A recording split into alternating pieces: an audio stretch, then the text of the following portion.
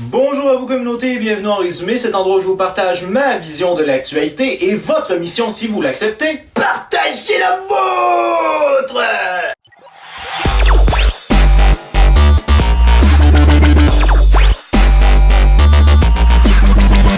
Et oui communauté, nous sommes maintenant officiellement entrés dans le mois de novembre et pour moi le mois de novembre est un mois fort particulier parce que c'est d'abord et avant tout le mois de sensibilisation à l'adoption.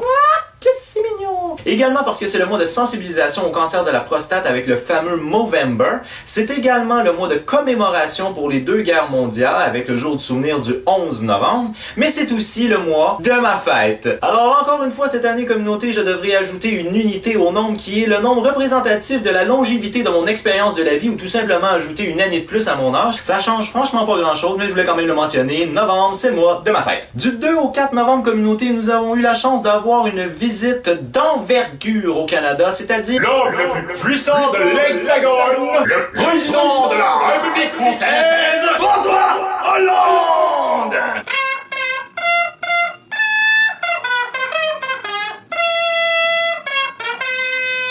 C'est donc avec une diplomatie exemplaire et disons-le aussi avec des visées très ambitieuses que le président François Hollande est venu au Canada et il a décidé de jaser de changement climatique avec le premier ministre canadien Stephen Harper et jaser de droits de scolarité avec le premier ministre québécois Philippe Couillard. Big fail!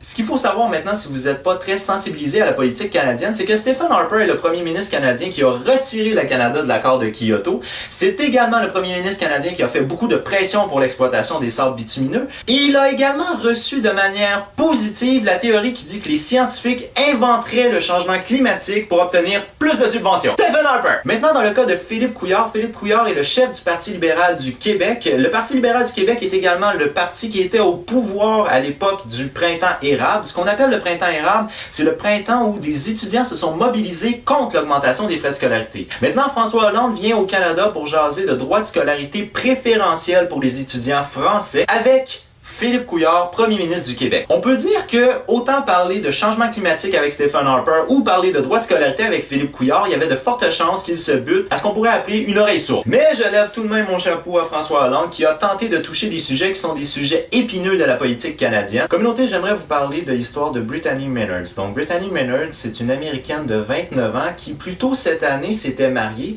et elle avait appris qu'elle était atteinte du cancer du cerveau. Les médecins lui donnaient une espérance de vie d'environ 6 mois et ils avaient prédit que son agonie allait être très douloureuse. Alors Brittany Maynard avait décidé de déménager de la Californie vers l'Oregon. L'Oregon est un état où le suicide assisté est légal, ce qui n'est pas le cas en Californie. Le 1er novembre pour Brittany Maynard a été la dernière journée de sa vie et on pouvait voir sur les réseaux sociaux une vidéo d'elle où elle s'adressait non pas seulement à ses proches, mais je dirais au monde entier. Bien entendu, le discours de Brittany Maynard est un discours qui est en faveur de ce qu'on appelle nous ici au Canada mourir dans la dignité, soit le suicide assisté. Mais on pouvait également l'entendre dire des paroles qui étaient des paroles qui selon moi se doivent d'être mentionnées et à être réécoutées. Le monde est un endroit magnifique, le voyage a été mon plus grand professeur, mes amis proches et les gens ont été mes plus grands donateurs.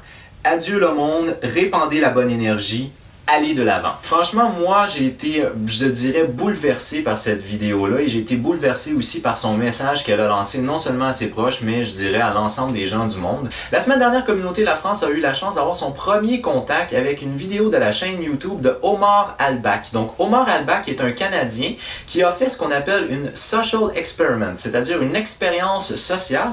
Ce qu'il voulait savoir, c'est si, des suites à la fusillade d'Ottawa, les Canadiens, plus spécifiquement dans la ville d'Ottawa, est-ce qu'ils étaient islamophobes? Donc, cette vidéo-là mettait en scène deux acteurs. Un acteur qui est probablement d'origine arabe, qui était habillé tel un musulman très traditionnel, et un second acteur qui, lui, était d'origine caucasienne et qui était habillé de manière civique. Cette mise en scène-là était pratiquée dans des lieux publics où le caucasien faisait acte de racisme à l'égard du musulman. Ce qu'on peut voir dans cette vidéo-là, c'est des gens qui viennent à la défense du musulman, disant que les actes qui sont arrivés plus tôt cette année à Ottawa, soit la fusillade, avait été commis par un homme qui était un fanatique et qui était atteint mentalement. À la fin de la vidéo, ce qu'on peut voir, c'est un homme qui vient frapper sur le nez Le caucasien qui joue donc le rôle du raciste. Je suis quand même fier de voir que les Canadiens, plus spécifiquement de la ville d'Ottawa, ne sont pas devenus islamophobes des suites des événements qui sont arrivés plus tôt cette année, soit la fusillade à Ottawa. Si vous êtes curieux et que vous voulez voir cette vidéo-là de Omar Al-Bakr, vous pouvez toujours aller dans la rubrique des commentaires pour voir le lien de la vidéo. Et voilà communauté, pour moi c'est déjà tout, alors je vous remercie d'avoir regardé ma vidéo et ce jusqu'à la fin. Si vous l'avez apprécié, n'oubliez pas d'y donner un petit j'aime. Si vous avez vraiment apprécié, vous pouvez toujours la partager.